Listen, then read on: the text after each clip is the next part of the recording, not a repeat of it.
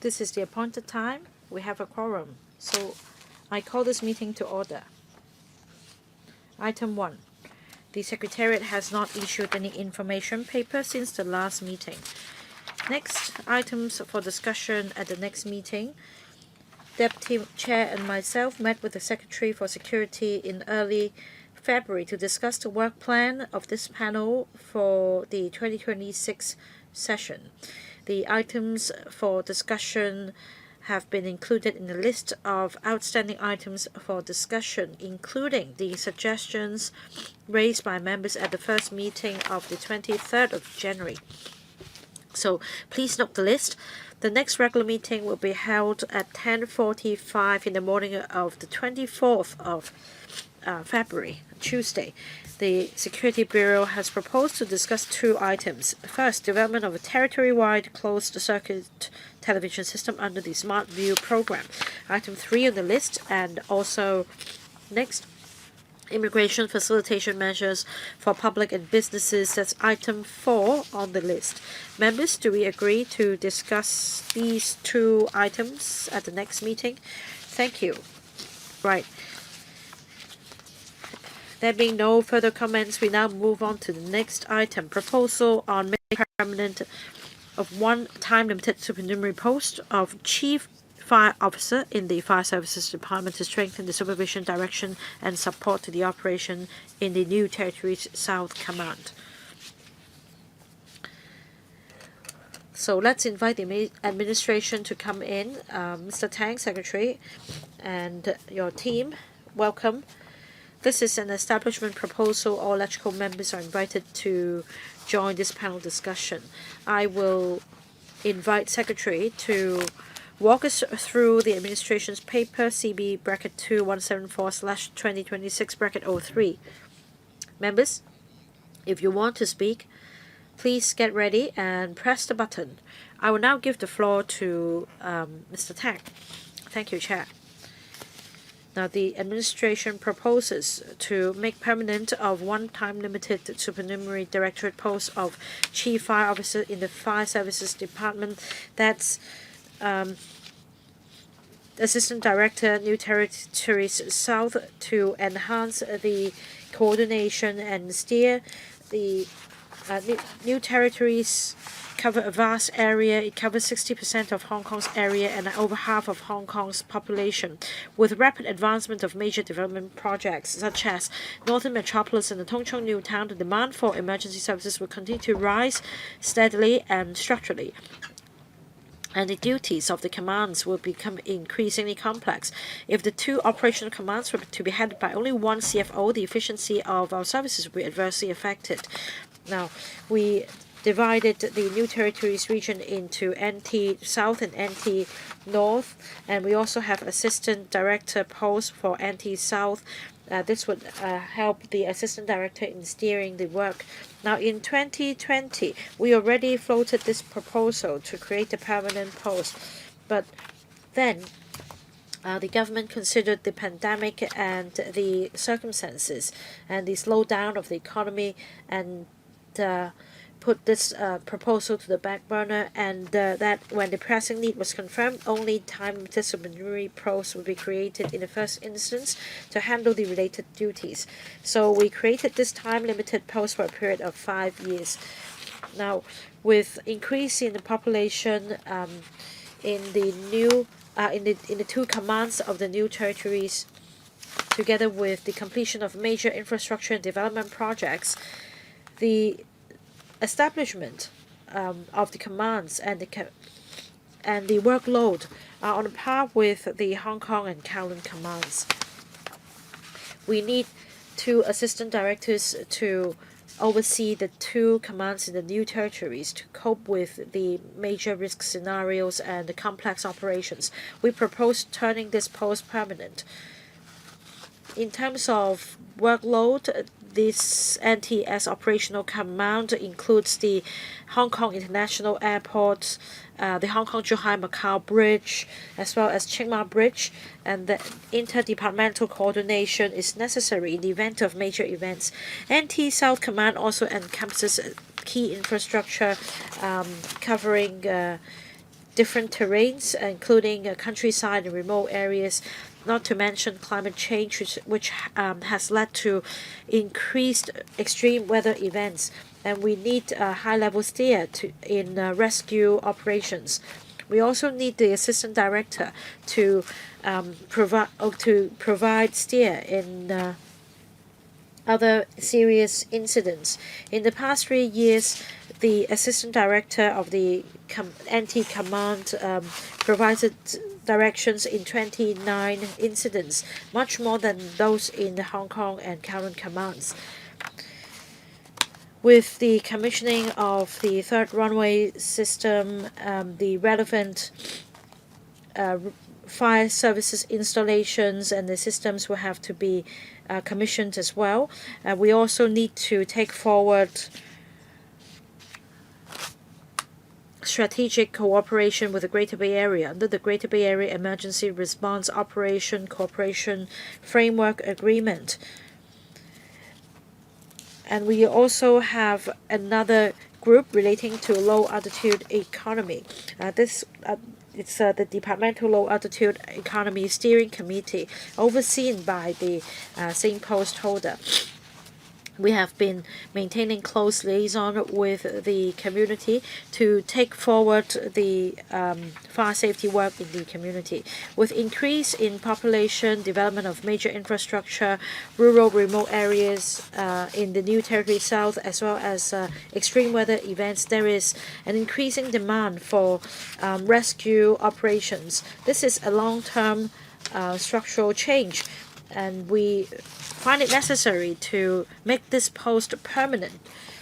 Now, if this is not done, we will only be able to rely on the structure maintained 5 years ago with only one assistant director overseeing both commands, and this will hamper the effectiveness of our fire safety and rescue work. This will also have extensive adverse impact on our community in general. Now, members may refer to our paper for further details. We welcome views. Thank you. Thank you, Secretary. The floor is now open. Members, if you want to speak, please press the button now. 7 members have signed up: Andrew Fan, Lau Ka Keung, Cameron Can, Dominic Lee, Chris Yip, Chan Yong, Ken Wong. Right, 7 members. Each will have 4 minutes, question and answer. Other members, if you want to speak, please press the button as quickly as possible. Mr. Andrew Fan. Thank you, Chair. I support this proposal on making permanent this time-limited supernumerary post. Now, it's about the saving of lives, and it's quite peculiar if this is only a time-limited post. According to paragraph 10 of the paper, the NTS Operational Command includes the airport division and encompasses areas in close proximity to the airport's associated infrastructure and major thoroughfares. With the commissioning of the third runway of the airport, as well as the Hong Kong-Zhuhai-Macau Bridge, which is now busier than before, as well as the border checkpoints, has there been any change in terms of the FSD manpower and facilities at the airport and BCPs? NTS also covers the container terminals, so as well as the projects of airport extension.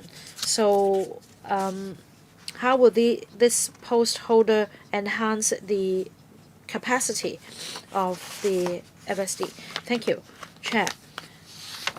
Now, a lot of frontline work is entailed in the operational command of NTS because it includes the airport third runway, and in terms of rescue operations, we have some special fire engines. That is not the same as the usual ones you see. We need a special commander for this operation. And NT South also includes Tung Chung, and the population is envisaged to further increase after dividing NT South into two divisions, North and South. The number of fire stations will be on a par with those in Hong Kong and in Kowloon commands. So we need another post of assistant director to provide supervision. Now, as I mentioned, for NT South, it's close to the hilly terrain, and over half of the flooding black spots in Hong Kong are in NT South, and there is also the oil depot in the command. And if fire is to break out at the oil depot, that it will be a major event. So the management in this command will take a very different approach. I'd also like to talk about the Greater Bay Area, or the Guangdong Hong Kong Macau Emergency Management Corporation, the Greater Bay Area Emergency Response Operation Corporation Framework Agreement. Now this is to be under the charge of the Assistant Director of NT South. For Hong Kong Zhuhai Macau Bridge, it serves mainlanders as well as residents in Macau and those in Zhuhai. So we need to conduct regular drills and exercises. This is where the commander comes in. And these are also duties of the NT South commander. Anything to add? No? Next, Mr. Lau Ka-Kang. Thank you, Chair. Population in NT South has continued to increase. There are major infrastructure developments. There is a need to mount rescue in countryside and remote area, and there is also an increase in the demand for services because of extreme weather events. There is a need to provide steer from the directorate level. We need to sustain the effort, so I support this proposal to make permanent this supernumerary post so as to maintain stability at the management level when it comes to coordination and allocation of resources. Now, the Wang Fuk Court fire that happened recently sparked public concern on rescue and emergency work of the FSD. With the aging building stock in Hong Kong, there will be a heavier workload on the shoulders of the FSD. Now, apart from turning this post permanent, my question is whether, from the establishment's perspective, we have sufficient manpower and equipment to cope with the increasingly complex work environment. I hope the government will consider additional resources and additional manpower so as to cope with the development of our city when it comes to fire safety and rescue services. The Secretary just now referred to the Guangdong Hong Kong Macau Emergency Management Corporation and Greater Bay Area Emergency Response Corporation Operation Corporation Framework. As I understand, the Fire and Rescue Corps of Guangdong Province, as well as the counterpart in Macau, held two joint cross-boundary drills in 2024 and 2025 respectively. I hope this regular cross-boundary drill can be held on a regular basis to further deepen cooperation when it comes to firefighting across the boundary. Secretary, yes, Mr. Lau has made a very good point. We need to keep abreast with the times when it comes to our firefighting efforts. The first point is to leverage technology and enhance our equipment. We're going to introduce new breathing apparatus that come with communication device. The cylinder can be replaced. It can be shared with another person as well. We also have an electronic command system. So we're switching from the manual mode to a digital mode, and that our colleagues and through the system we'll be able to check the location of our system and the details of their gadgets. And we're also trying a new device that can help us check the source of the fire under a very high temperature environment, and also the where the fire is spreading. The next technology is drones. We also have some technology that allow us to provide nighttime recording with thermal function, and we also use large drones to reach higher floors. At the moment, firefighters will need to climb up the building floor by floor. With drones, we'll be able to lift some equipment, heavy equipment, to up to certain floors, say the 10th floor, so that our colleagues don't need to climb 10 floors with the heavy equipment. Increased manpower, of course, is a good idea, but we also need to optimize the use of resources. It would be ideal to have additional resources. But if we're not able to achieve that, we'll leverage technologies or adopt new strategies to enhance efficiency and streamline workflow. Now, about this joint operation, I'd like to say that this will become a regular exercise for the three places. We've in the past focused on floods or collapses, but now because of the Wanford fire, we want to include firefighting strategies as well when it comes to more complex situations such as legislation, standards, equipment, operation procedures, and we may need more time to iron things out. Yeah. Next, Ms. Kamen Khan. Thank you, Chair. I speak in support of the proposal to make permanent the post of Assistant Director permanent. As the Secretary said, when the Bureau applied in 2020 to make permanent, it was already supported, but then due to the circumstances, it was made time limited and it is going to lapse. I would support this proposal because the area covers many major infrastructures. I want to refer to, in particular, the Departmental Committee on Low Altitude Economy. I believe there are 2 regulatory sandbox projects that have commenced, and they are used for rescuing as well as typhoon shelter fires and hill fires. I want to ask specifically for low altitude economy infrastructure,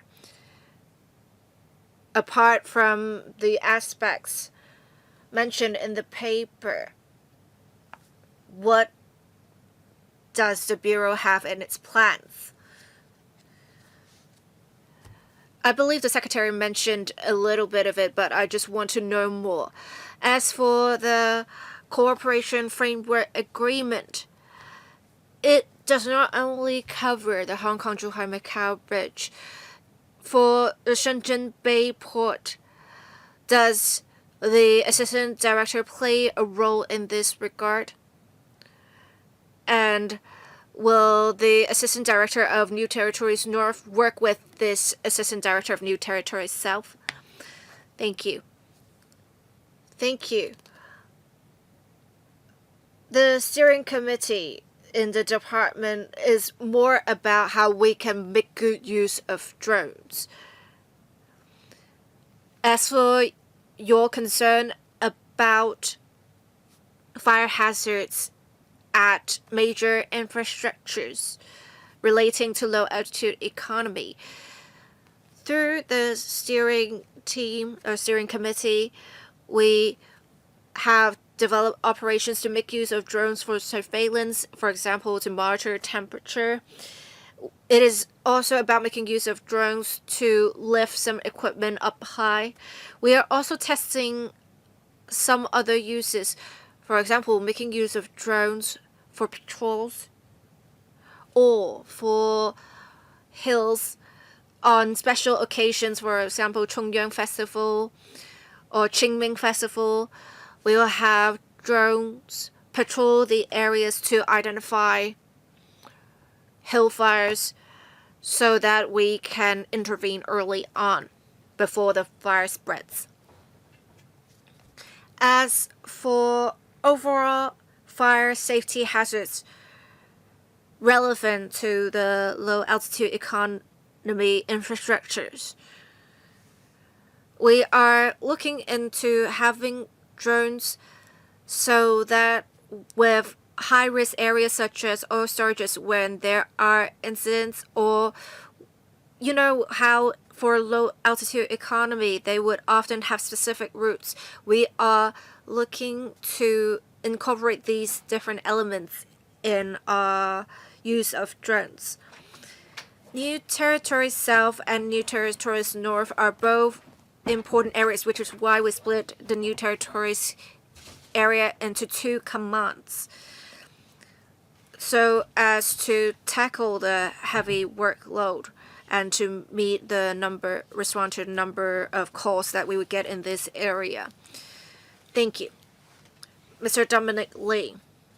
Thank you, Chair. On this proposal to make permanent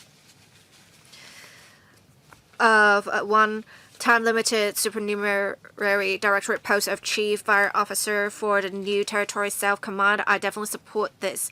The New Territories South Command covers many major infrastructures: the airport, Hong Kong, Zhuhai, Macau Bridge, the Ongping 360 cable cars. So this post is very important. Would the post holder have to take specific training, or do they need to formulate certain strategies with the rescue work? And will you consider conducting drills or getting advanced equipment from the mainland and otherwise for specific rescue work? Secretary, as you said, New Territories South is special in its way, and the assistant director would definitely need targeted strategies. And we have the 3-runway system at the airport. We have Hong Kong, Zhuhai, Macau Bridge, Qingma Bridge, as well as the Ongping cable cars. We have different rescue and firefighting strategies with different infrastructure. Say for the cable cars, if they stop, this is not a problem that we'll see in an urban area. So we would have dedicated teams where they would have ropes for climbing to rescue people in cable cars.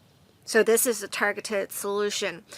And at the airport, we had a minor fire that has prevented access by shuttle buses.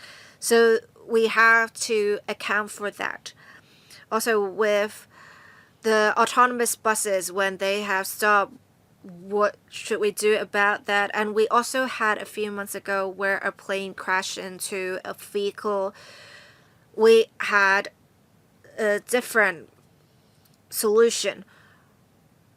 So we need someone that is definitely in a senior position on the level of an assistant director that can formulate specific strategies and make assessments as to whether these strategies are appropriate in certain situations.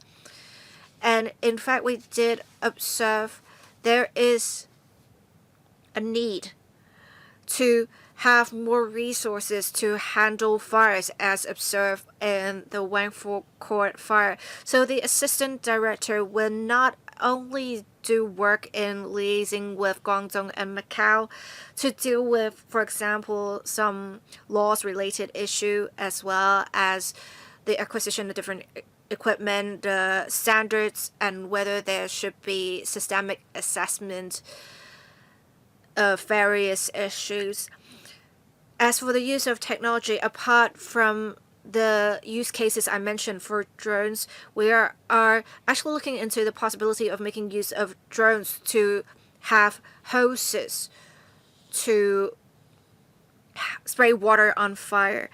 Right now in the mainland, this is also just being piloted, and they are only piloting this in laboratories when there is no actual emergency. And we hope to make use of these tools that are being piloted to see if they would be appropriate for our circumstances. Thank you, Chair.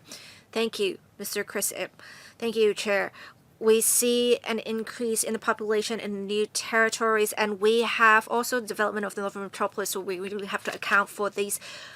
I support the proposal, but I note that in March 2021, the chairman on panel on manpower, Mrs. Regina Ip, said that for proposals that are making permanent certain directorate posts, there should be KPIs set, and the LegCo should be monitoring the performance of the indicators. I would now ask the Secretary to give an overall assessment so that the citizens understand how important it is to make this post permanent. As we see a population intake in the Northern Metropolis, we will see an increase in population in new territories. As we have the development of the Northern Metropolis, when will the Bureau consider perhaps splitting the New Territories North Command into two, or whether you need to make changes in deployment? Thank you, Chair. Thank you, Mr. Ip.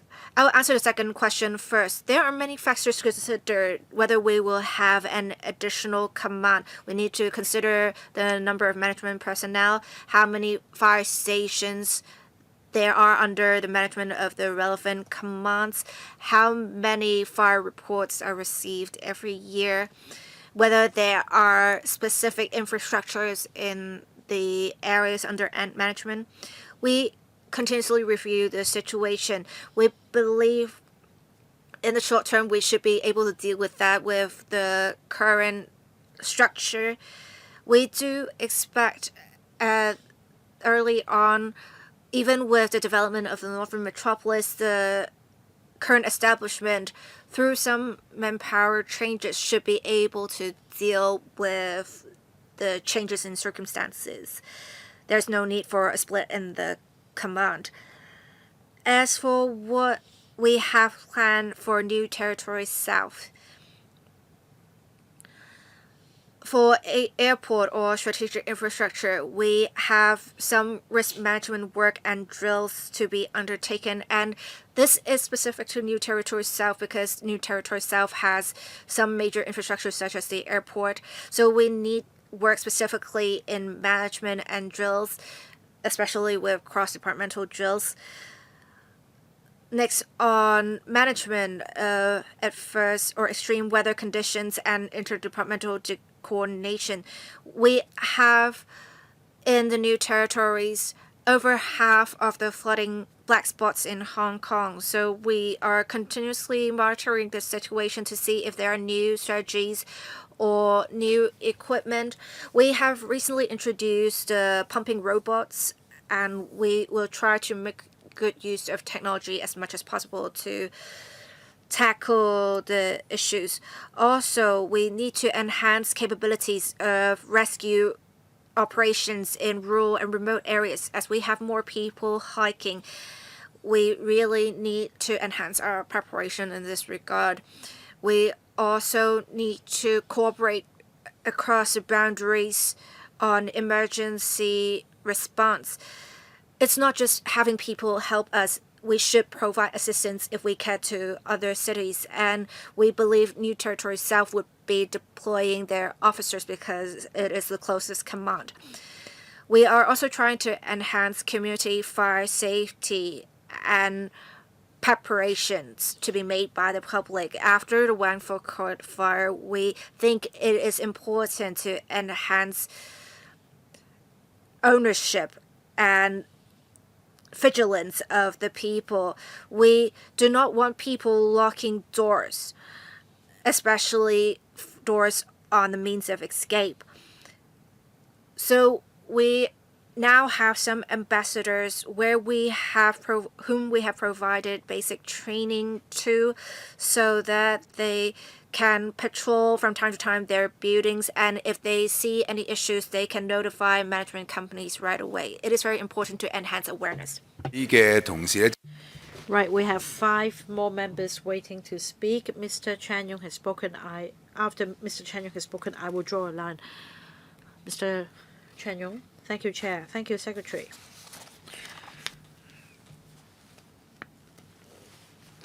My take is this.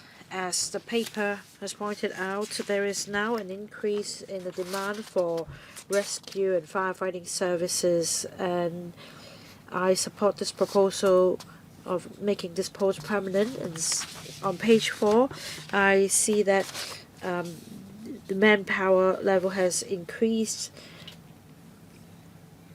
and with advancements in technology. Now, I wonder if this applies to the FSD, but for, some clerical posts can be perhaps readjusted to meet the demand. The second point is about collaboration with the mainland. Now, this is actually the area of my concern.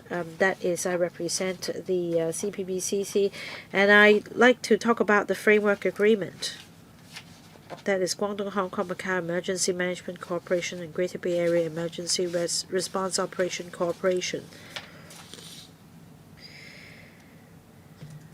We have already drawn up a response plan, but I want to do more in terms of cross-boundary emergency management, because during the national games, when we held the cycling race and the marathon, we also put in place the contactless immigration clearance arrangement. Now, we have a lot of skyscrapers in Hong Kong. Can we deploy technology? Because we do have some unique technologies developed in the mainland. So like the Secretary said, will we be able to deploy these innovative technologies in the framework so that in the long run we can foster greater collaboration to reassure the public? Secretary. Thank you. Now, about manpower. Is it that by leveraging technology we'll be able to save manpower?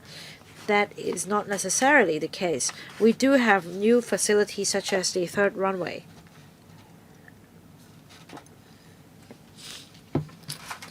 Despite having a new runway, we may not need double the manpower. This is exactly because we use technology. As mentioned, we have drones, we use AI, and these can help save manpower to some extent. For firefighting work, however, we still need our firefighting professionals to actually go into the scene of fire to put out the fire. Now, we can use robots, of course, but there are still some uncertainties that requires the work of a firefighter. So technologies help, but technologies cannot replace our staff. Second point about the framework agreement, Mr. Chan has made a very good point. Now, every year we hold a major drill. Apart from this large-scale extensive drill, we also have some specific exercises and drills, and we also send our staff to the mainland to observe and learn from each other. And it's very important that we learn new technologies, that we check out new equipment such as drones. Recently we introduced drones in our work on a pilot basis. For fire engines with a 100-meter platform, this may not be applicable to Hong Kong. Maybe the fire engine is only suitable for new development areas, but we can look at other forms of fire engines that may help us. Mr. Ken Wong. Thank you, Chair, Secretary. With the development of the Northern Metropolis, commissioning of the third runway at the airport, development of the Tung Chung New Town,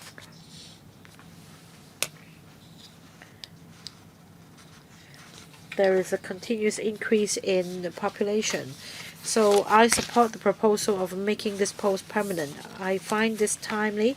It is also necessary to turn this into a permanent post, especially after the Wang Fuk Court fire. This is an imminent task for us.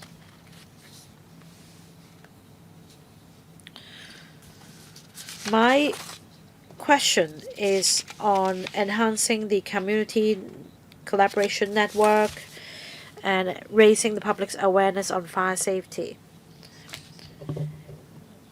The government has set aside a site in Tongchong to build a new fire station come ambulance depot because of increase in the in district population in Tongchong.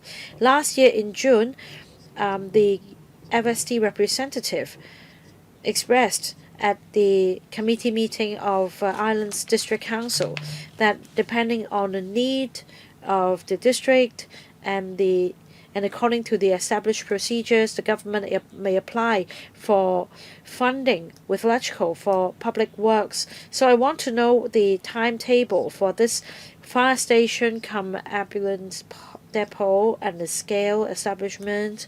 The next point is about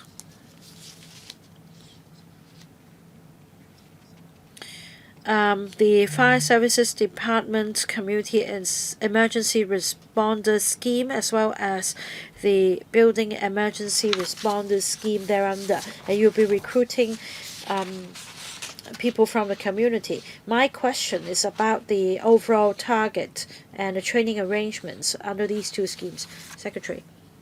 Right, about Tongchong New Town, we plan to commission the Tongchong East Fire Station. In light of the intake of major public housing estates in Tongchong East, there is a need to commission a new fire station come ambulance depot. Our plan is that once the residential projects are completed and when residents move in, the fire station come ambulance depot will be commissioned. The next point is about the Fire Services Department Community Emergency Responder Scheme, as well as the Building Emergency Responders. Now, for the former, we have the fire safety committee meetings at the 18 districts. We train members of the community to pay attention to fire. We train members of the community on using the AED and perform first aid. As for the Building Emergency Responder Scheme, in light of the Taipo fire, we have rolled out this scheme. As I said, we'll approach the owners of the members of Owners Corporation to bring them up to date about the latest fire safety legislation. For example, the fire safety door should not be locked, and that there should not be rubbish in blocking the EVA.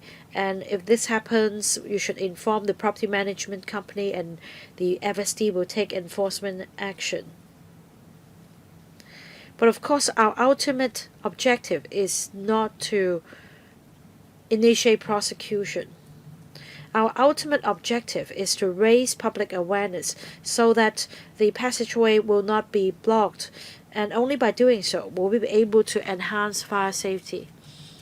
Right, members, please observe the time limit, 4 minutes question and answer. Please make sure there is time for Secretary to answer your question. Next, Mr. Thomas So. Thank you, Chair. Good afternoon, Secretary. I support the proposal. As mentioned in the paper, we envisage an increase in population in Tongchong. In the past 2 years, we've seen rescue operations mounted in the countryside and remote areas. Visitors go to our country parks, and often they run into accidents. They need to be rescued. So I support this proposal. My question is this.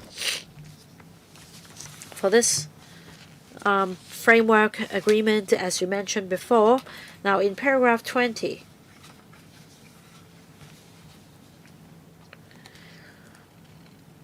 isn't this about the alignment of rules when it comes to emergency management and rescue operations in the Greater Bay Area. We should learn from this experience. Now, Secretary, you also mentioned the firefighting equipment. We have different systems. We have right-hand driving in Hong Kong. The fire hydrants in Hong Kong may not fit their fire engines or equipment. So how do you make sure these are aligned? Because we're talking about rescue operations and every second counts. What if the fire engines from the mainland arrived in Hong Kong only to find out that they don't fit the fire hydrants in Hong Kong? Secretary, thank you, Chair. You've exactly pointed out the core of the matter. That is why this framework agreement is not just a strategic agreement. It's not just an expression of interest. In the first phase, in relation to floods, we conducted drills operationally. For example, we help process the relevant licenses, permits for their equipment and vehicles. So let's say if there is a flooding incident in Hong Kong, the Macau or mainland rescue teams can come help us out. When it comes to the collapse of buildings, things are more complex.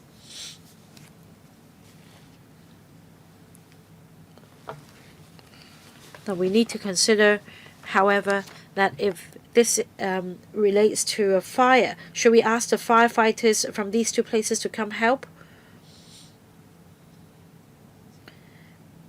And in other scenarios that don't relate so much to other systems, we might be able to ask others to help, such as blasting work and other incidents. Mr. Chan Hao-fong. Thank you, Chair. I support this proposal, but I don't think the public understand thoroughly what this is about.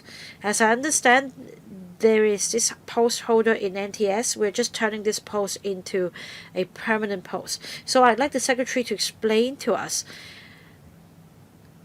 how much more are we spending on this. So it's an expenditure question. Is there any difference in terms of workload? I think these are questions in the minds of the public. And also, any impact if we make this post permanent? Will this cause any promotion blockage? Secretary. Thank you, Mr. Chan. Again, Mr. Chan has hit the right spot. Now, whether it's a time-limited post or a permanent post, the duties are the same. The only difference is our long-term plan regarding human resources. In the coming 5 years, if this post is not permanent, no promotion is possible, and we cannot sack anyone. So, in the end, we can only allow acting appointments. That means that colleague in question will need to act double sideways, taking care of two plates at the same time. This is less than ideal. We want this post to be made permanent so that this assistant director post can focus on the work in the coming years. Whereas if it remains a time-limited post for another 5 years, no promotion will be allowed. The other problem is, since there is uncertainty what happens 5 years on, we'll need to share out the work.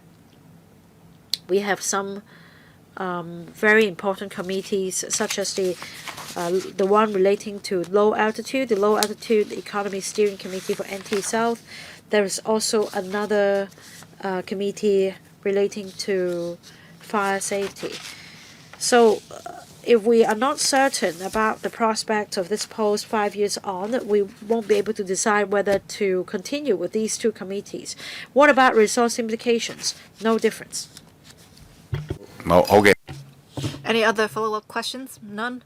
Next, Ms. Elizabeth Court. Thank you, Chair.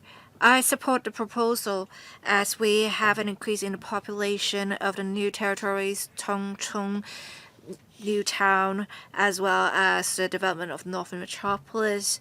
I believe the workload will become heavier in the area. And I understand that with the development of low-altitude economy, because we'll see rapid development, it is very important for us to ensure safety, and the Fire Services Department can take part in the planning work. It is important to have continuance in the position, and I actually mentioned on the previous occasion that it should be a permanent post rather than a supernumerary post, so I support this proposal. I also agree with what the Secretary said about mountain rescue work or just patrols in general. We can make use of drones and low-altitude economy applications.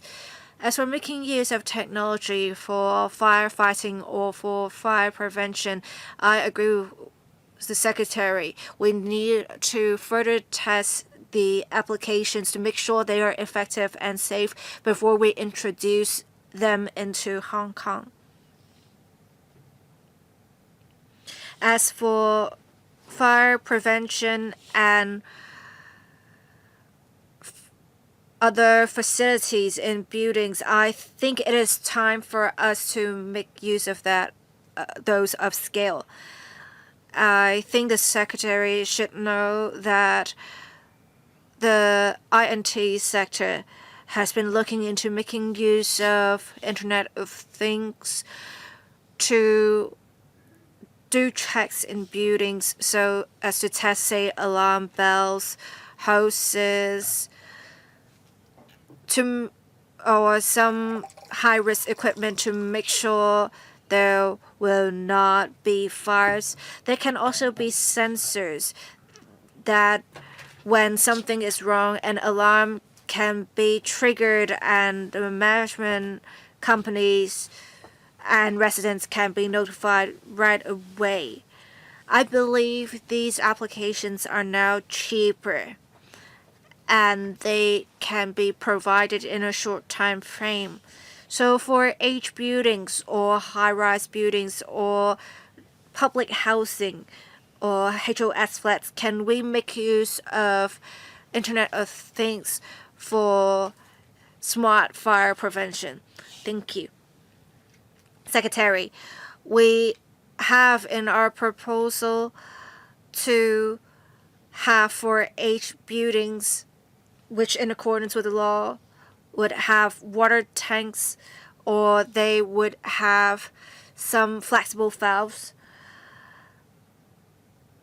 Some of the buildings, their weight can't really support a water tank and the cost is actually quite high. It would also take much time to construct relevant facilities.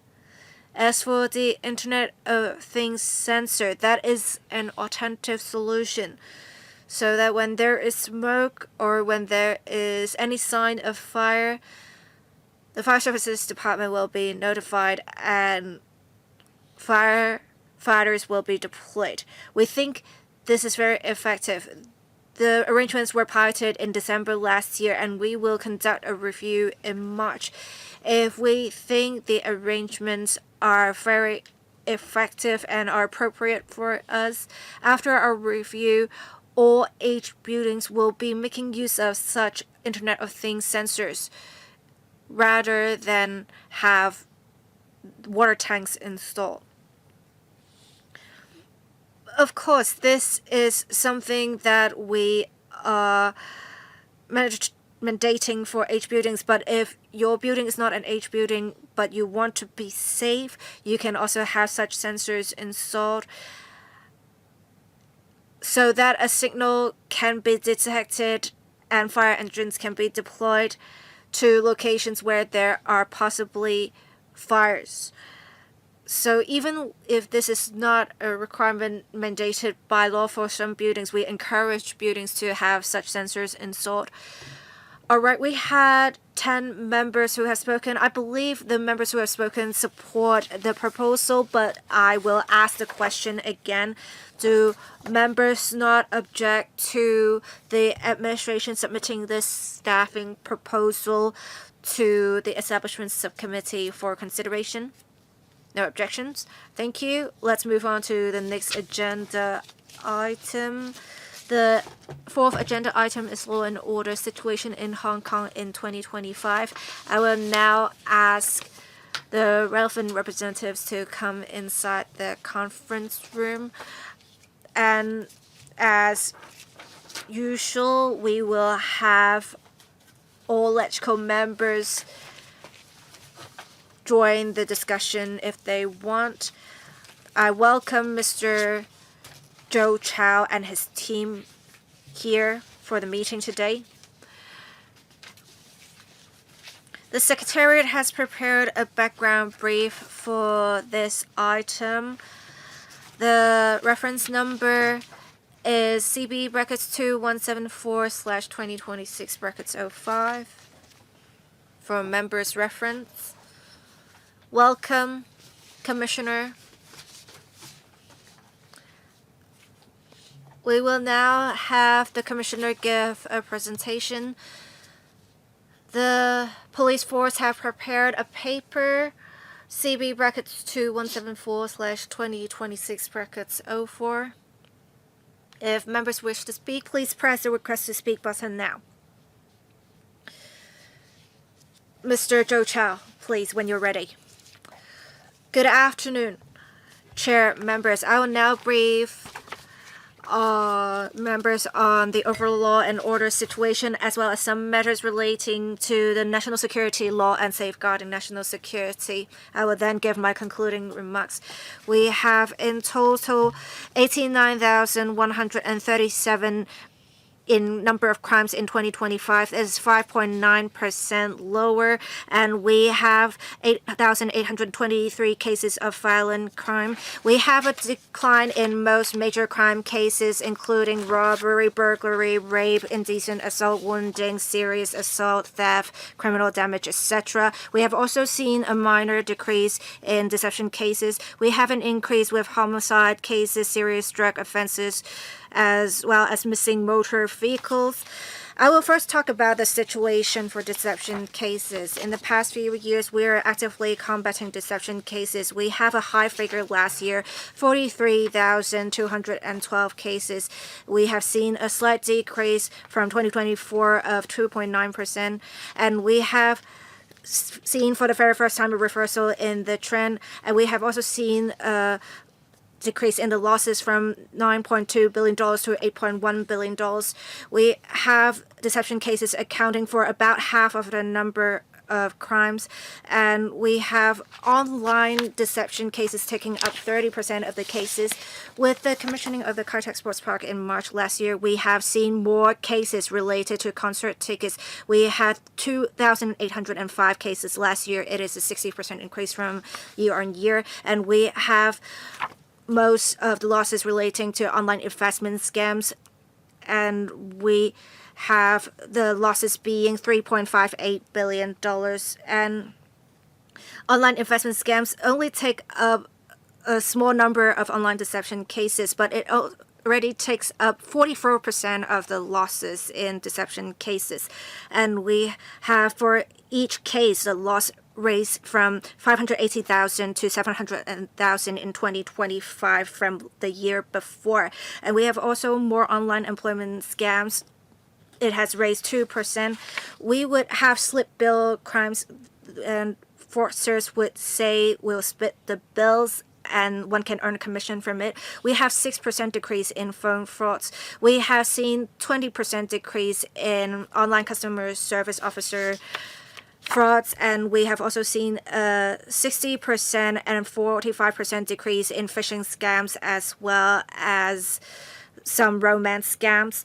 We are taking the direction of trying to combat industrial chains we are trying to tackle this at source. In June last year, we worked with Singaporean authorities to arrest 8 people who have made use of 400,000 phone SIM cards to make calls.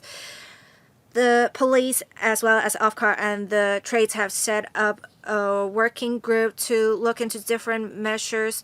For example, to lower the number of SIM cards one can hold to combat improper use of SIM cards. We are also targeting downstream of the chain, where we are combating those who have made use of stooge accounts. We are expediting prosecution, giving harsher penalties. We are also allowing banks to share suspicious personal information in regards to the opening of stooge accounts. The relevant laws come into effect at the end of last year, and we also have a new platform where we have sharing of information among banks.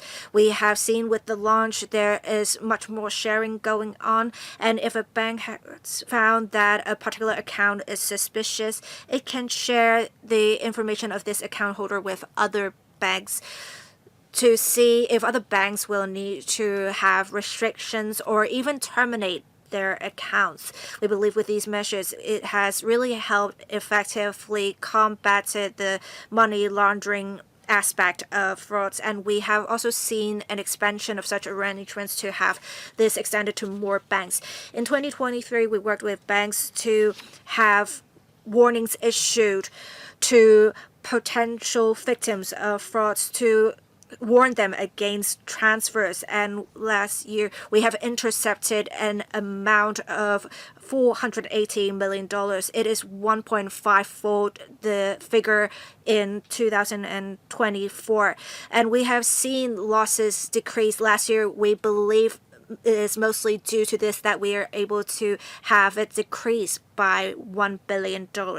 We also have a workforce for virtual asset intelligence set up in October last year. I am the chairman of the working group, and it is about enhancing intelligence exchange to combat crimes related to virtual assets. The second direction we're taking is to enhance publicity and education. Last year, we set 2 target groups, mainland students and elderly persons, and we allocate more resources in publicity for the 2 target groups. We do see mainland students suffering huge losses in phone deception cases compared to local students, which is why in 2025 we really focus on publicity and education for mainland students. With our efforts last year, we have seen the number of cases as well as the losses decrease by 10% and 17%.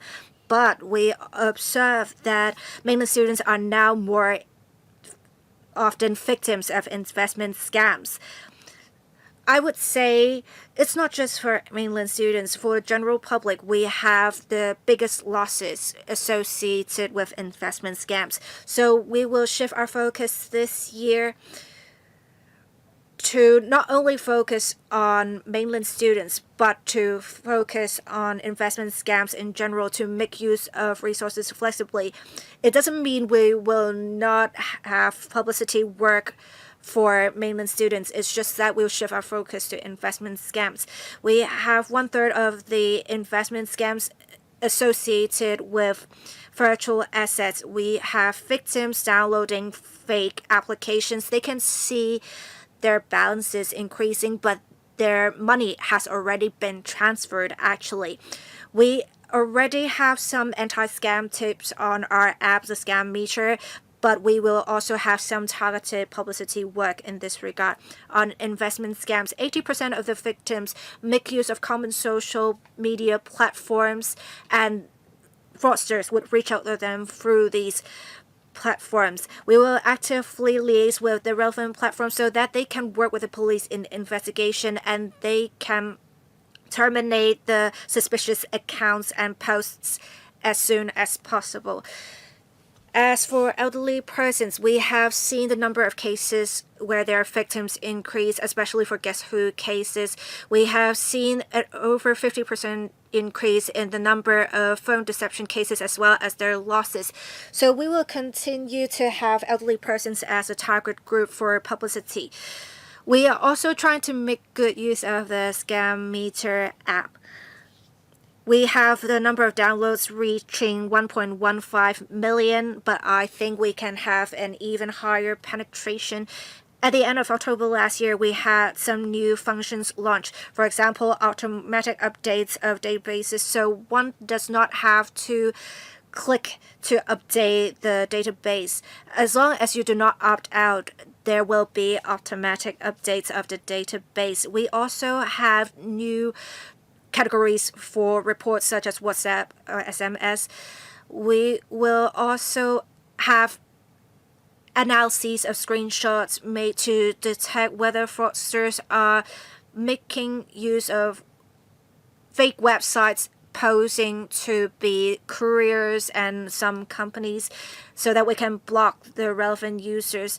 With the new functions, we have seen an increase in number of reports of phones and websites for over 60% and 10%. We have also found 260 domains that have not yet had citizens report, and we have blocked them. With the number of searches, we have seen a significant increase, a 20% increase. Compared to the number of downloads, it's significantly more. And we now have 510,000 searches per month rather than 430,000 per month before. In December, we have issued over 130,000 warnings. We will ask the telecommunication service providers to block certain suspicious phone numbers and websites. International cooperation, that's the fourth part. Hong Kong collaborates with different places. We want to achieve greater effectiveness in combating cross-boundary deception. In 2024, we set up a Frontier Plus, the platform to combat deception across the borders with different places. Last year, we mounted the first joint operation, arresting over 1,800 person. We held a joint press conference in Hong Kong. There are now 13 platform members who continue to invite other places and countries to join us to enhance the exchange of intelligence so as to intercept proceeds more effectively. Through different international conferences, we also discuss with the representatives of different countries and places about joining this platform. Now, I come to talk about homicide. We recorded 194 this year. That seemed to be a drastic jump compared with that in 2024. But we also have to take into account the 168 deaths caused by the Wangfuk Court fire. In this case, we arrested 16 persons for manslaughter. So statistically, we have to add the 168 deaths to this category. Taking the 186 deaths away, that means 26 cases of homicide, up by 7 comparing to 19 recorded last year. 16 involved domestic or family violence. In 2024, only 10 were recorded. So the major source of increase came from domestic or family violence due to financial hardship or chronic illnesses. In some cases, the perpetrator killed the family member before committing suicide. Now, you might notice these cases last year. There is one unresolved case, that is the non-Chinese lady killed in June. We now have a suspect. It's put on the wanted list. As for robbery, we recorded 66. That's the lowest since 1969, a drop of 24 cases. That means we only have had one robbery case every 6 days. 91% detection rate achieved. None involved real pistol or pistol-like object, and two involved large sums of money. Now, with the use of CCTV and other tools, as well as the tireless efforts of our colleagues, we have been able to crack down on these cases in a short period of time. 816 cases of burglary were recorded, down by 33% comparing to 1,220 in 2024. That's a record low. Starting from last year during long weekends such as Easter and summer holidays, we made use of drones and adopted other measures to mount anti-burglary operations. During holidays and long weekends, people tended to travel outbound, and we also mounted some we set up roadblocks at strategic locations to intercept vehicles. We also joined hands with the government flying service. Now, during holidays and long weekends, the burglary figures dropped by half or even 30%. In fact, last Christmas we adopted the same approach. The number of burglary cases recorded a drop of 24% comparing to 2024. Now, for the upcoming Chinese New Year, we will continue to go with this direction. For wounding and serious assault, we recorded 3,363, down by 6.9%. All trial related. For theft, we have shop theft, miscellaneous theft, all recording a drop. As for pickpocketing, down by 56%. Theft from vehicles, that's again a record low, 208 cases. Missing vehicles. Now, we have recorded an increase for countryside and rural areas in the NT North. Over 80% of missing vehicles were private cars and motorcycles. 440 of missing vehicle cases, out of that, 25% of them were technical cases, and that is taking conveyance without authority. That's the name of the offense. For example, we have some fans of buses trying to drive the bus for just a very short distance at the bus terminal, and that's technically taking conveyance without authority, without telling the family members. So taking the bus for a joyride, that's 25% of all the cases. We also have some missing vehicles used as tools for other offenses such as drug trafficking. Some drug peddlers may use motorcycles of a lower horsepower for the trafficking of dangerous drugs instead of going on foot. 60% of the missing vehicles were eventually found. Starting from the middle of last year, in light of the situation, we began to mount different strategies to combat the situation. For example, we began to use drones to conduct patrol in NT North, and after a month's effort, we were able to bring down the figure. Now, blackmail, 1,674 cases.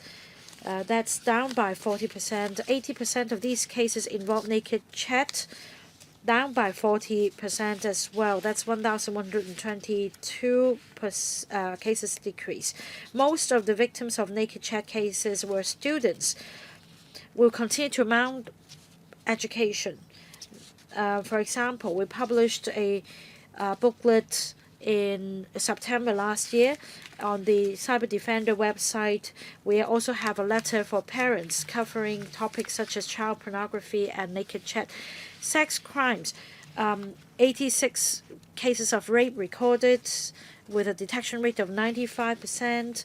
Indecent assault, a drop of 48 cases, 1,137 cases recorded. That's close to 80%. Now, for these sex crimes, we have not identified a particular trend. Serious drugs, 1,281 cases, increase of 167. Etomidate accounts for 30% of all cases. Is also a prevalent drug among young persons, next to followed by cocaine and cannabis. Since February last year, etomidate has been listed as a dangerous drug, and 911 cases were recorded. We arrested 1,134 persons, including 205 young persons. As for sentencing cases, for possession of retardant data, the highest sentence was 6 months imprisonment. As for and we are discussing with the Department of Justice on inviting the court to set up a sentencing guideline in relation to etomidate. Now, in August last year, we also set up a 24-hour report hotline with WhatsApp and WeChat accounts as well. 54 reports have been received, and starting from this year, we also launched a healthy campus scheme to alert schools about etomidate, so as to provide counseling to needy students. As for triad-related offences, 1,944 cases, down by 16%. We also mount major enforcement action, which is intelligent-led to target the proceeds of triads. We also work with Guangdong Province and Macau in an operation. We arrested 4,140 persons with proceeds totaling $5.55 billion. A few years ago, we set up a dedicated team to go after a triad syndicate that is really infamous. The syndicate was involved in some illegal activities involving money laundering and loan frauds. And last July, we arrested altogether 82 persons, including the mastermind and the family members. We also seized cash totaling some $8 million. We also froze up to $1.13 billion of black money, and we also went after the gang, and we cracked down on human trafficking syndicates, arresting 67 persons, including 40 sex workers from the mainland Taiwan and Thailand. As for young persons, 2,662 persons were arrested for criminal offences, down by 6.3%. That's a record low, all due to the effective work of the police as well as various sectors of the community in youth crime prevention. As for national security, after promulgation of the Hong Kong NSL and the Safeguarding National Security Ordinance as of the end of last year, we arrested 365. Over half of these arrestees were prosecuted. Yesterday, the court also sentenced Jimmy Lai's case to highlight the seriousness of the offense of colluding with external forces to endanger national security. We will continue to take rigorous action and resolute action against anyone with the intent to cause national security risks. Now, I'd also like to report the three work priorities since I came into office in April last year.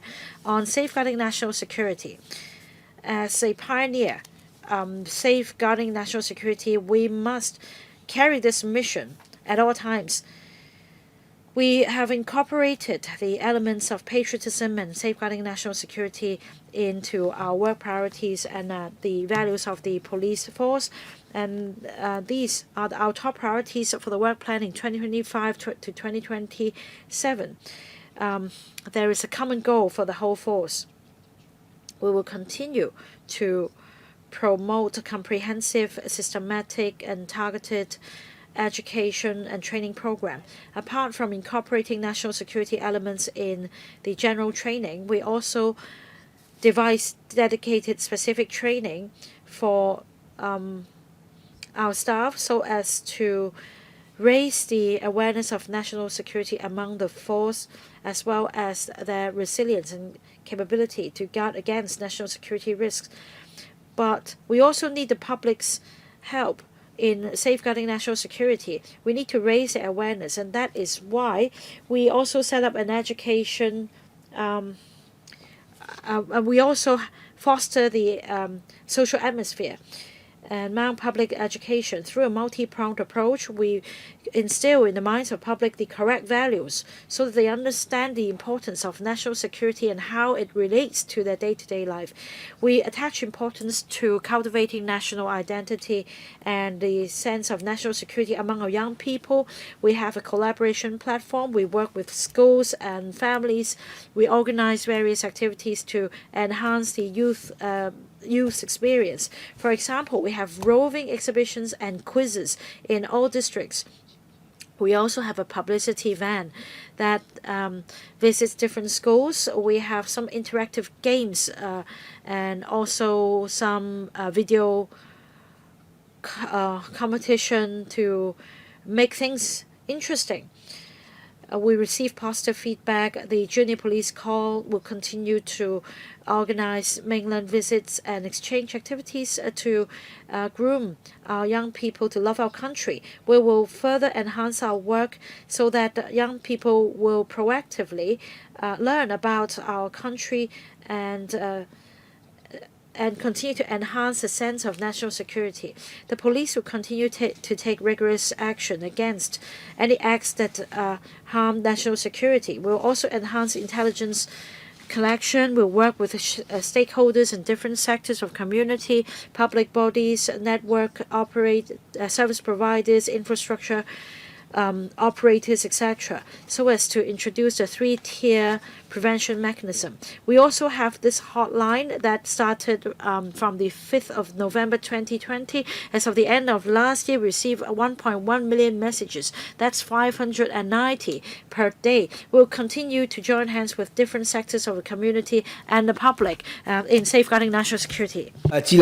On promoting smart policing, we are committed to making good use of technology to streamline procedures to enhance efficiency, as well as heeding the calls in the policy address to make good use of AI and other technologies to provide more convenient services for citizens of great quality.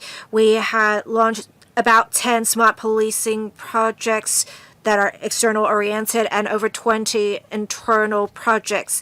First of all, for the Smart View program, we have installed 5,000 cameras and we are in phases, including CCTV cameras in the government departments and other buildings in our network. And in the policy address, it is said that we will have 20,000 additional cameras every year, and we expect to have in 2028 in total 60,000 cameras. And the Smart View program has successfully helped detect 763 cases, helping us arrest 1,280 cases. In fact, a Japanese currency robbery case that took place in January, it is thanks to the system that we are able to arrest all individuals involved in a few hours. Last year, we have also started making use of drones in patrols in the boundaries as well as in urban areas such as in West Kowloon, so that for high-risk areas such as the scaffoldings, we have made use of such and arrested 13 individuals at the end of last year. We have extended the arrangements to the Peak, Chengchou, and Lemma Island and some other areas. We have automated operations in certain locations for remote areas specifically, but then in urban areas we will have drones that are operated by officers. On Trinkem Highway as well as Shek-O, we do see some people illegally racing. So we are trying to make use of drones to try to detect such cases to prevent people racing on locations such as Route Twisk. We are also making use of the CCTV cameras of the Transport Department since April last year for enforcement against vehicles causing serious obstruction. At the end of last year, we have prosecuted 2,174 drivers. We are also working with the University of Science and Technology to make use of AI for analyses to analyze the flow of vehicles as well as their speed and work with the transport department so that they can adjust their signals. Before, we would have to deploy many officers to try to divert traffic. And even with the diversion of traffic, there will still be congestion. But with our collaboration with the UST, they make use of AI, and with the signal facilities of the transport department automatically adjusted. We do not need as much manpower. We only need 4 to 6 officers now. We are working with the UST team to look into making use of technology for traffic in the area of Kai Tak Sports Park or other locations where this can be of use. We are also trying to make use of the HKSOS application for rescue. It has received 17 international awards. It can also share real-time locations with emergency contacts. At the end of last year, the app has been useful in rescuing close to 300 individuals. We are also trying to provide more convenience to citizens. We now have a super app that has over 50 services of the police included, so people can log in to make applications. We also have a chatbot function that can provide simple responses to citizens' inquiries. We now have 9,500 uses per month. In order to make good use of the scam meter database, people can make use of the app to look up suspicious telephone numbers and websites. In future, we'll try to increase the linkage further to enhance services. We will give a detailed report to this in due course.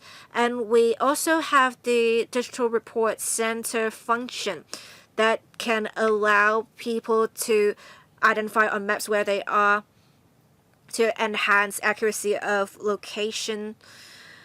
We also have seen 30% increase in the report numbers made since 2024. We also have kiosks set up for citizens to conveniently make reports, for example, to report missing items. And the kiosks are now dealing with over 41% of the cases. It is a 7% increase from 2024. And we have conducted a survey. 70% of the users can complete the process within 5 minutes. The self-service kiosks have really helped alleviate the workload on frontline officers. It has also shortened the time needed for citizens to make reports. We have observed that citizens are now more familiar with the operations of kiosks. We are looking into having such kiosks set up in more locations or even in report rooms. In Q2 of this year, we will have the first AI police station in Central Station of the MTR so that people can make non-emergency reports with an AI assistant. It will shorten the waiting time of citizens. We will also completely digitalize the process of applying for the certificate to prove that you have not committed any crimes. It will again shorten the time needed for such process. I would also like to talk about how we're going to consolidate a team culture. We have police work being quite special. Unfortunately, police officers are faced with the ugly reality of the bad side of the people, and the police officers have to catch these people and rescue people's lives. But this is the exact reason why police officers choose this profession. And this is not a one-man job. It is a team effort. I am working to consolidate team culture in the police force on different levels and among different units. There should be concerted efforts. There should be good communication so that we have a one-force spirit. I will also provide more development opportunities, for example, in training and secondment, so as to broaden officers' horizons, and that they will know that the Hong Kong police force is indeed top of the world. This will enhance their sense of belonging, and it will deepen values within the force. My team and I worked last year to review collaboration strategy with overseas law enforcement agencies. We want to make sure the Hong Kong police force can play a super connector role for the country. I will actively deploy more officers to participate in training programs and exchanges with overseas and mainland enforcement agencies. With the current geopolitical situation, we will have more targeted exchanges with Belt and Road countries and ASEAN countries, because I have observed before with cross-boundary cases, we have often had to collaborate with these regions. We have many good training programs in the police force, so we also want to share these training programs with overseas law enforcement agencies as well. We will also host the Interpol conference this year, and we can, through the conference, deepen collaboration with other regions and tell good stories of the country and Hong Kong. And Hong Kong's police force is indeed Asia's finest. That's what we want to convey. That's it for my presentation. I welcome questions from members. Thank you, Chair. Thank you for the detailed presentation, Commissioner. We have 10 members who have pressed the request to speak button. The meeting was supposed to end, or the discussion of this item is supposed to end at 6:25. Let me first extend the meeting by 15 minutes to 6:40. Let me read out the order in which members are going to speak. Mr. Lau Ka-Kang, Ms. Carmen Khan, Dr. Johnny Mr. Chen Yung, Dr. Thomas So, Mr. Chris Ip, Mr. Tan Ka-Piu, Ms. Elizabeth Claude, Mr. Chen Cho-Kwong, Mr. Dennis Lang. I'll assign a 3-minute time limit for now. If we can have everyone speak, then perhaps I'll open for a second round of questions. Mr. Lau Ka-Kang, I want to first ask about deception. We had the banking ordinance amendments come into effect in November last year, allowing banks to exchange information when there is suspected money laundering. I want to ask about the effectiveness of the arrangements. And we are also seeing the use of the combating of stooge accounts is tackling the money laundering issue at source. I understand that in the police force's presentation, they talked about a crime syndicate making use of 21 local accounts in 2 years for money laundering.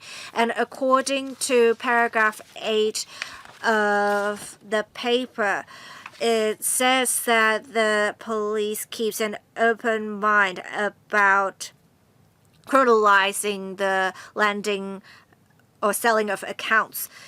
What is the progress of the review? And we have seen an increase in the number of drug cases by 15%, and 30% of the cases are related to accommodate. So with the relevant tobacco control laws came into effect in September last year, and now alternative smoking products are prohibited from being provided to the youth. With the commencement of the laws, have we seen less youngsters making use of alternative smoking products for the consumption of accommodate? I also want to ask the administration to enhance anti-drug education. We should have a cross-departmental early intervention mechanism to prevent youngsters from falling into the pitfall of consuming drugs. We have seen a significant increase in the number of child abuse cases, and with the operation with the coming into operation of mandatory reporting of child abuse ordinance, we have already 2 reports related to child abuse, babies being abused, being made. I think that's very good. This means that the mechanism is working. And I also want to make sure, well, we have this existing mechanism for checking sex records, sex crime records. We need to provide adequate protection to children. The administration plans to submit to the Council sex offenses related legislation. I think this has responded to the expectations of society. I hope that the administration can expedite progress in this regard. Thank you, Chair. Right, let me remind members that I give each member 3 minutes, question and answer included. Second, we're supposed to end this item at 6:25. Our meeting is to be adjourned at 6:30. Now I have decided to extend the meeting by 15 minutes. That means 6:45, 3 minutes. Secretary, Commissioner, do your best to answer. If not, you can provide written response later. Thank you. About Finance 2.0, this information sharing platform. After this platform has been established since the 15th of October to the 31st, we already recorded 363 occasions of sharing of information. Now, individual clients accounts for 265 times, 73%. That's 11-time increase comparing to just 30 times in 2024. In the past, only company accounts were allowed. Now, individual accounts are covered. Now, banks can therefore share information about suspected real accounts and intervene early to stop personal accounts from being used for frauds. About legislative amendments relating to mule accounts, we continue to work with the Security Bureau in preparation of its implementation. Right, next, serious drugs, intimidate. As you see, there is an increase in the number of cases. It's an upward trend. It's a new drug, but not brand new. In the past, we had the MDMA and the ketamine.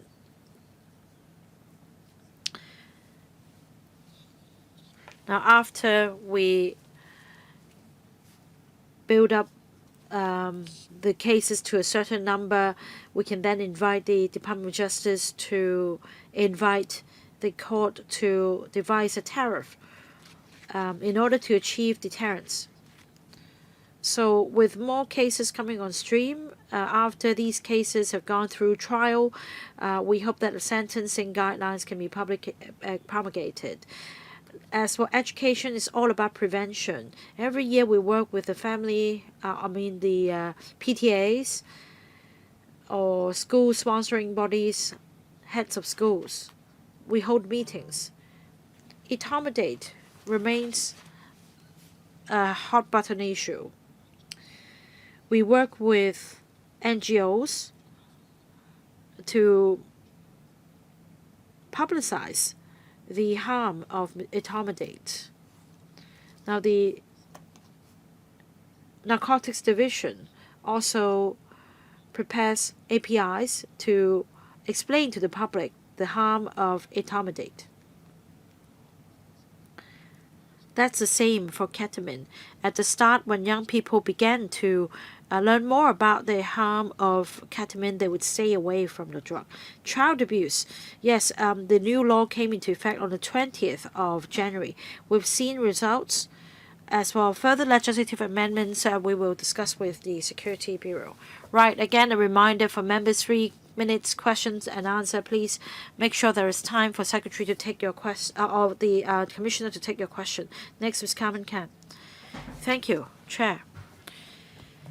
First, in relation to the sentencing of the Jimmy Lai case yesterday, I'd like to thank the police force as well as the National Security Department and their staff for their dedication in the past 5.5 years. Now, some accuse this as a prosecution or political prosecution, I'd like to give the floor to Commissioner to explain how we abide by the rule of law and how we have judicial independence. And this is absolutely not political prosecution. Can you share with us your observation? The second point is about the detection rate in relation to deception as well as the overall deception rate. The overall detection rate is 30.3%, and taking deception cases aside, that's 49.3%. As you just now clearly put it, for the Jimmy Lai case, details were disclosed during the trial. The judge handed down an 800-page judgment, and he meticulously explained why Jimmy Lai should be found guilty. So, to be fair, from the trial and from the judgment, you should understand the gravity of the offenses committed by him. Yesterday, the court delivered a 40-page sentencing statement, and the judge also again explained very clearly the seriousness of the offense and how this has led to his decision on sentencing. Now, for many who still accuse the court of political prosecution, I don't think this is fair. Many places have their own national security laws. Hong Kong is not the only place that has its national security law. So it's double standard to say that this is political prosecution. This is not fair at all. Now, as far as the law is concerned, there will not be any differential treatment because of the identity or social status of an individual. If you break the law, then that's it. It's not about whether there is a red line. This is fundamental. What is known is that in 2019, because of the crime he committed, many young people were misled by the media that he ran. So I think all these are laid out very plainly in the facts of the case. I hope members of the public would read the judgment and get to know more about this case if they still don't understand. Mr. Johnny Ng. Thank you, Chair. I'm concerned about deception. I'd like to thank the police for taking a four-pronged approach in tackling deceptions. Still, the number remains high, some 40,000. That means every 12 minutes somebody would commit deception. And according to the report, the figure is on the rise. Can you share with us any new MO you have observed so as to raise the awareness of the public? The second point is that last year, some mainland students fell victims of the Guess Who I Am cases.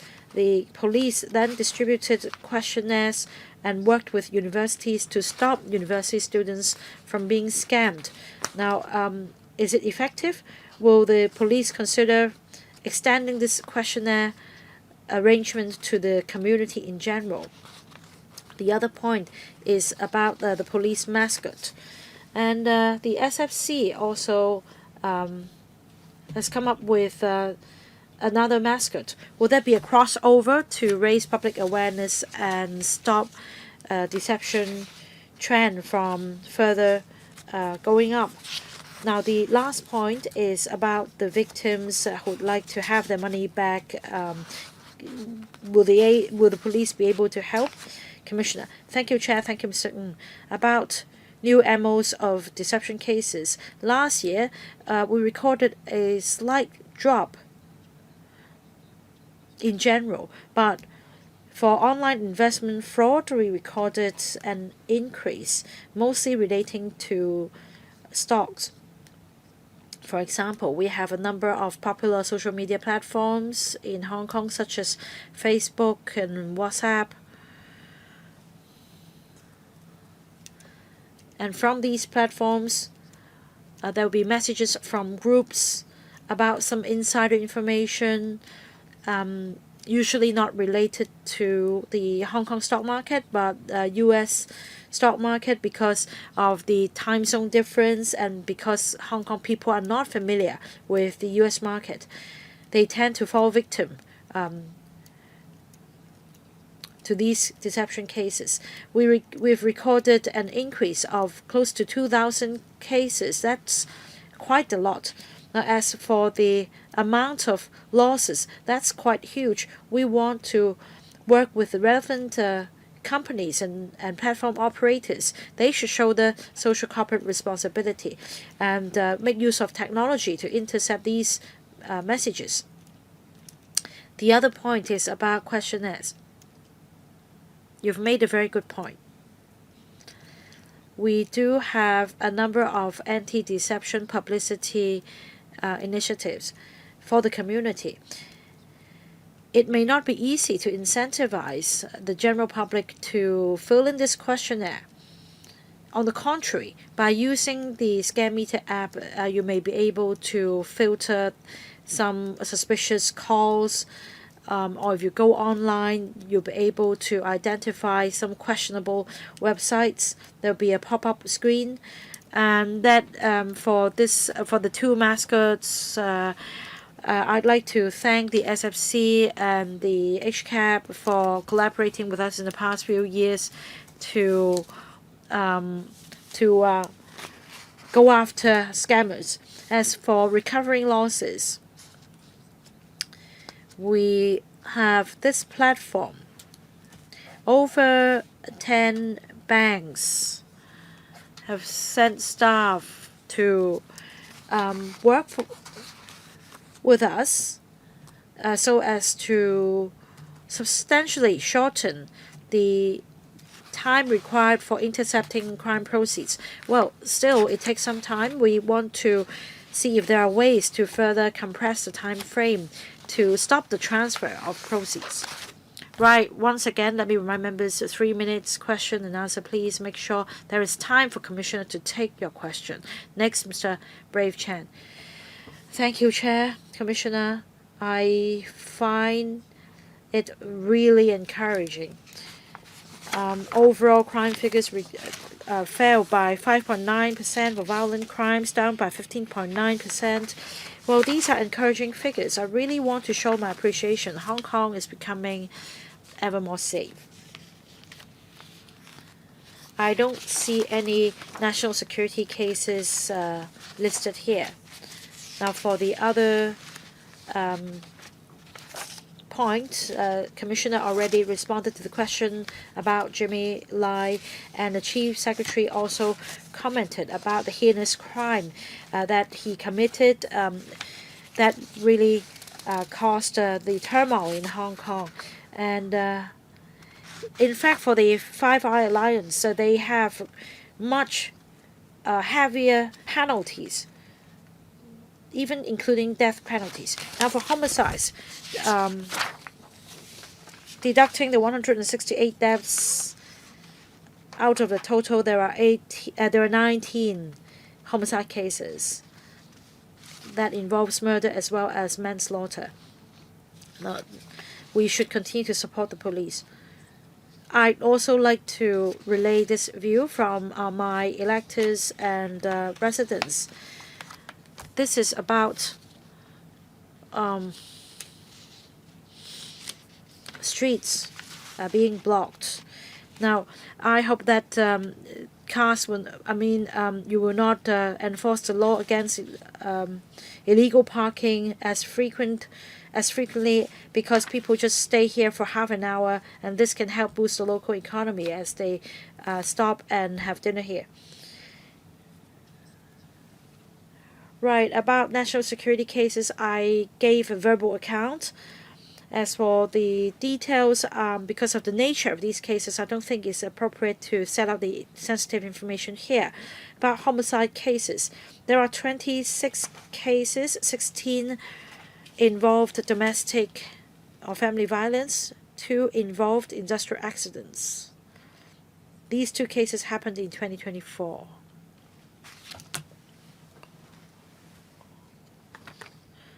When it comes to crime statistics,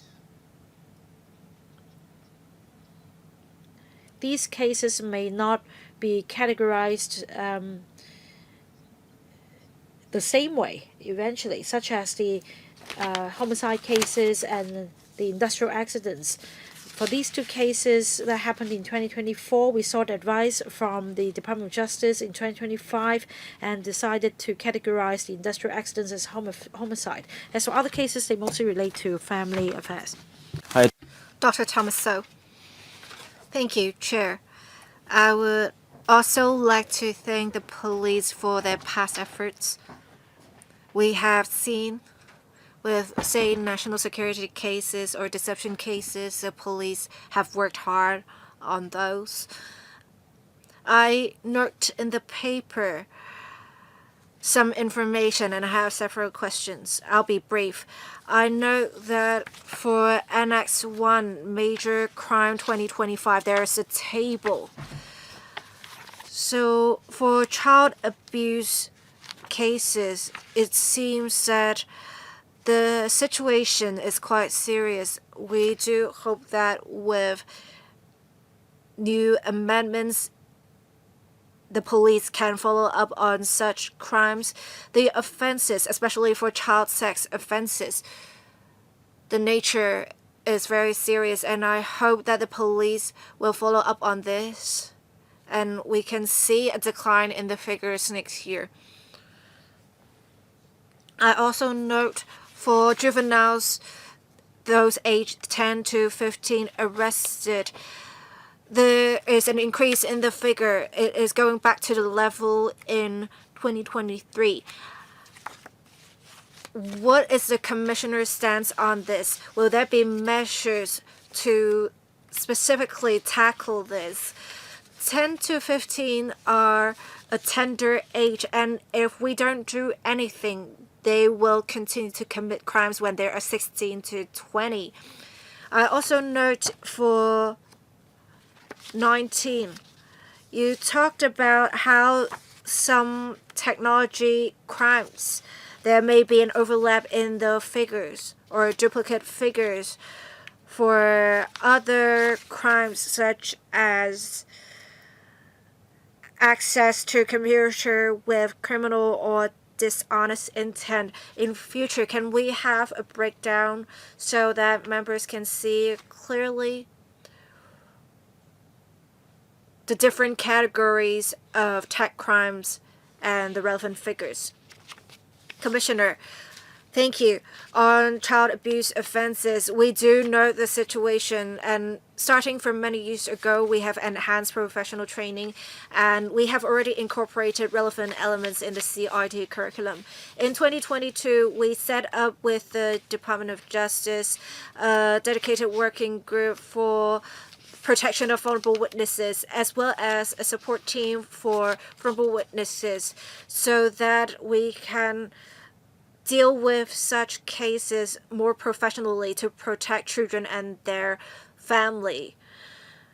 Technology crimes, the question related to this is very much valid, but it's very difficult to give a breakdown because there are different technology crimes, deception, and other crimes, but sometimes we can't really fit the case into a particular category, and there is often an overlap between other crimes with technology crimes.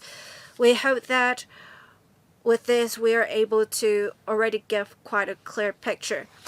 As for juvenile offenses. We do see juveniles committing more miscellaneous crimes. While the cases just involve miscellaneous crimes, I agree with what the members said. In future, if we do not do anything, there is greater tendency for these juveniles to commit crimes in future. So we are trying to work with teachers, school staff members, parents to have more exchanges with youth and to better support them. Thank you. Mr. Chris Ip, thank you.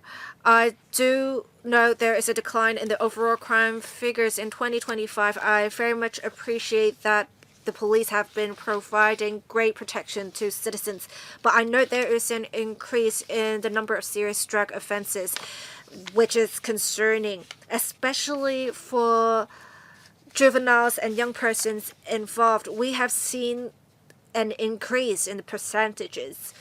Does it show that we have more youngsters committing drug-related crimes? I also note that for seizures, we have seen a significant increase for, say, ice or ketamine seized. I am concerned that Hong Kong has become a transshipment hub or a drug peddling hub for such drugs. Thank you.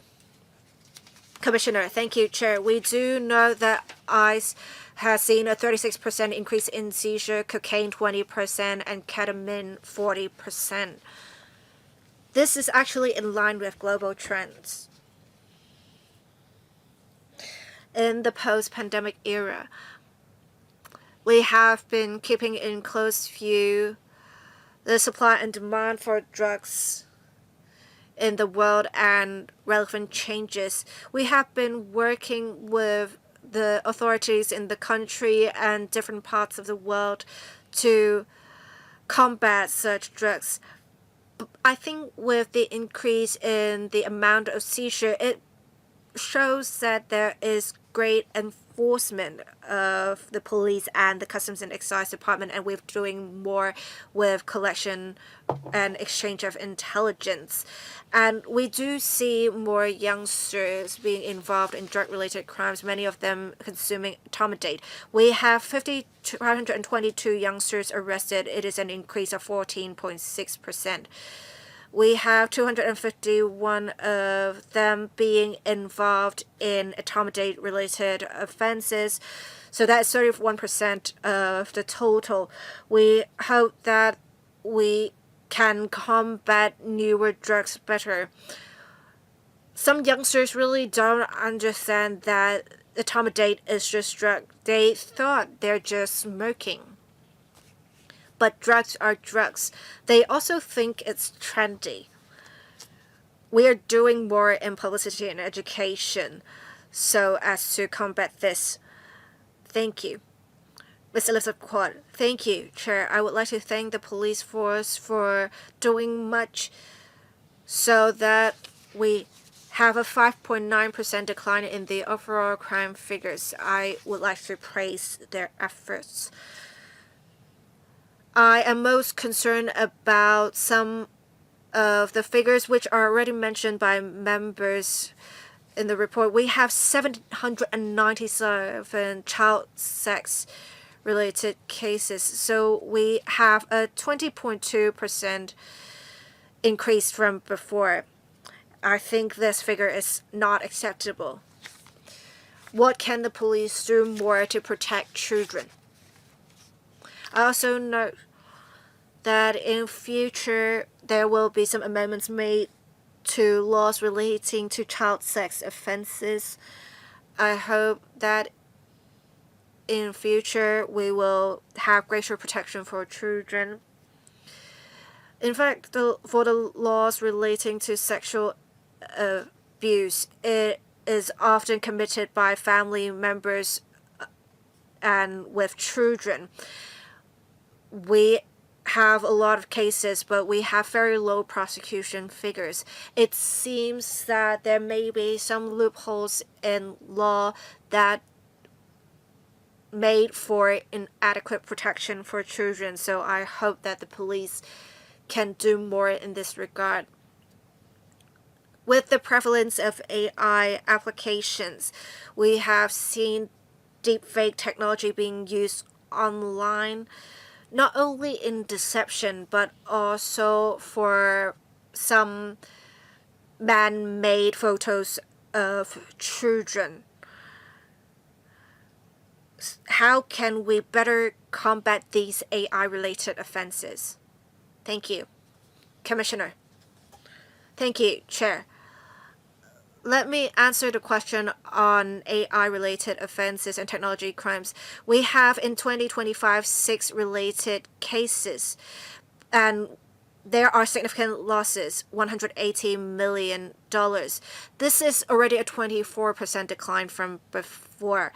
We have had some targeted operations, made some arrests, and dissolved some local syndicates.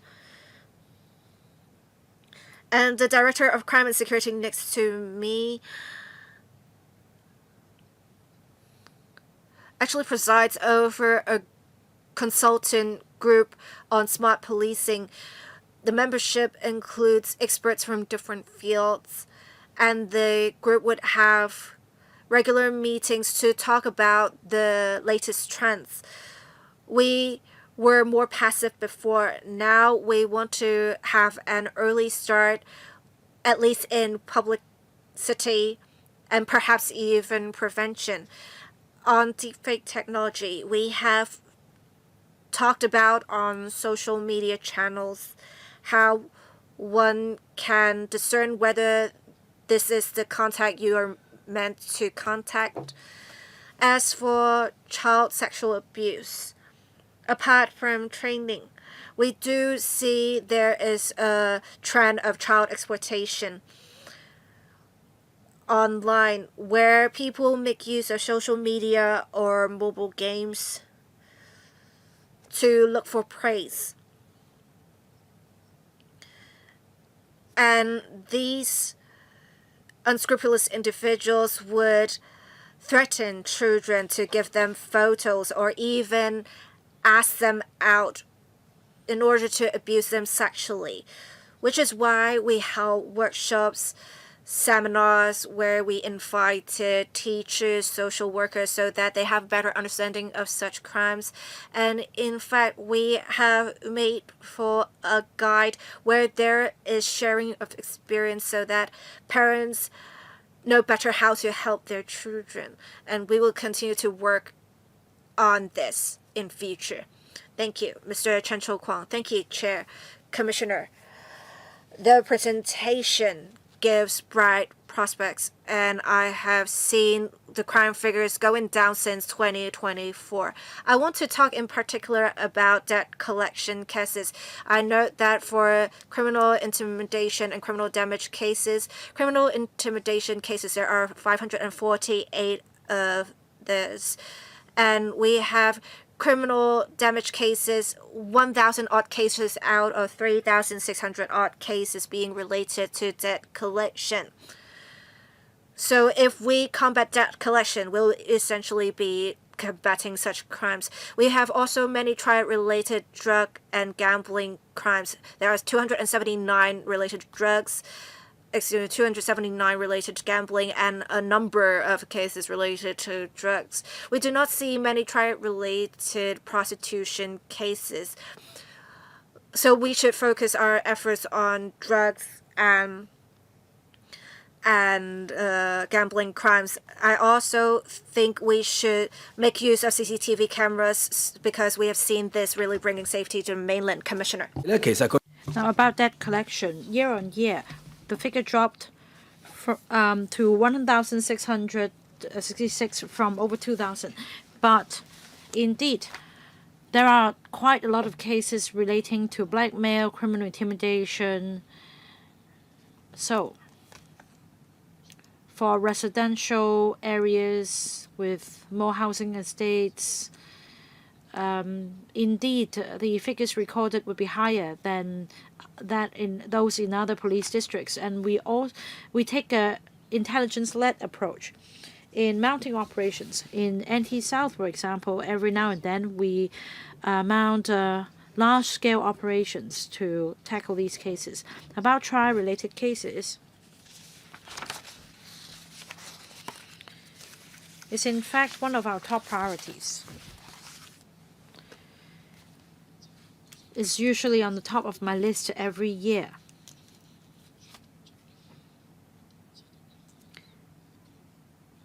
We take proactive enforcement action and make arrests. And because we are proactive, we're able to arrest more criminals. And naturally, the figures recorded will increase. We want to sustain this effort to go after the triads and seize the proceeds with a view to minimizing crimes. I thank the member for your support. We want to enhance efficiency and speed so as to improve the overall law and order situation in Hong Kong. The last one to speak, Mr. Dennis Low. Chair, I see the number of arrestees dropping from 36,000 to 31,000.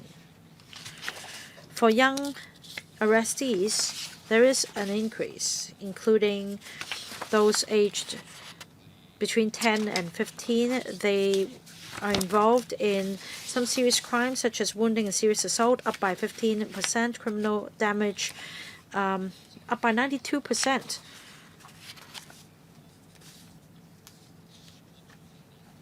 For those aged 16 to 20 committing serious drug offenses, again, we see an upward trend. Now, for serious drug offenses, can you tell us whether these young persons were involved in drug trafficking elsewhere? Were they smuggling in drugs at the time they came back to Hong Kong? Can you tell us the respective sentences? Are these serious cases? And what about case analysis? Can you tell us whether the criminals are using our young people to commit crimes?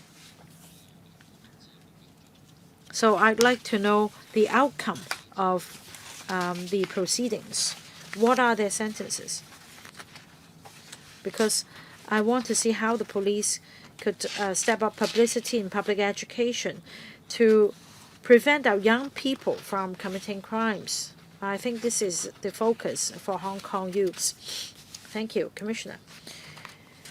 Yes, we see an increase in the number of young people arrested.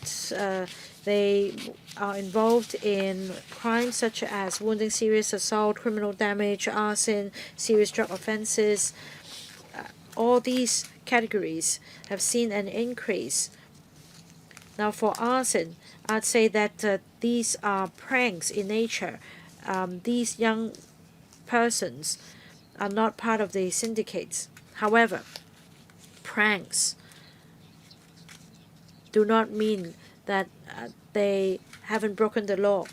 We must take preemptive action in terms of enforcement.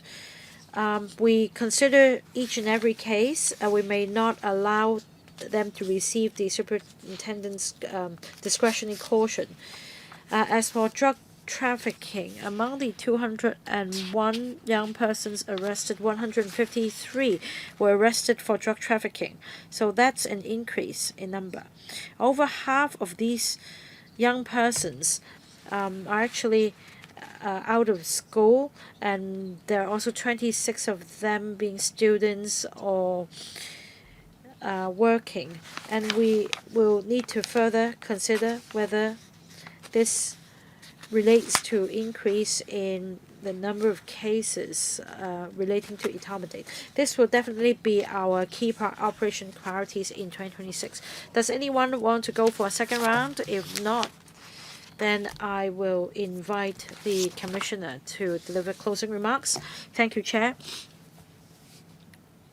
Thank you, members. The overall crime figures of Hong Kong in 2025 has recorded a decrease in the major categories. We've recorded drops. The number of burglaries have recorded a record low, and detection rate because of Smart View program has also increased up from 2.5% to 22.8%. and the crime figure is also dropped by up to 71.8%. That's all due to the effect of the Smart View scheme. I'd like to thank my force for their work in the past year, as well as all our collaborating partners who have worked with us, as well as members of the public who have provided us with intelligence through different channels. I wish everybody a good year ahead and good health. Thank you, Mr. Zhou Chao, Commissioner, as well as his team for coming to our meeting. So that's the end for this item. Let's see if there's anything under AOB. Right, let me report the following. That's a visit on the invitation of the administration. This panel will participate in a visit, and that's from 11:15 a.m. to 2:45 p.m. On the 17th of March. We will visit the Forensics Division of the Wan Chai Police Force Headquarters, and there will also be a discussion of this item at the regular meeting of the 27th of March, and that is about a funding proposal from the Forensics Division to upgrade the computer system in terms of the fingerprint or palm print identification system. The administration will arrange for members to check the relevant facilities, and the Secretariat will issue notice in due course. Any questions? If not, that's the end of today's meeting. Thank you.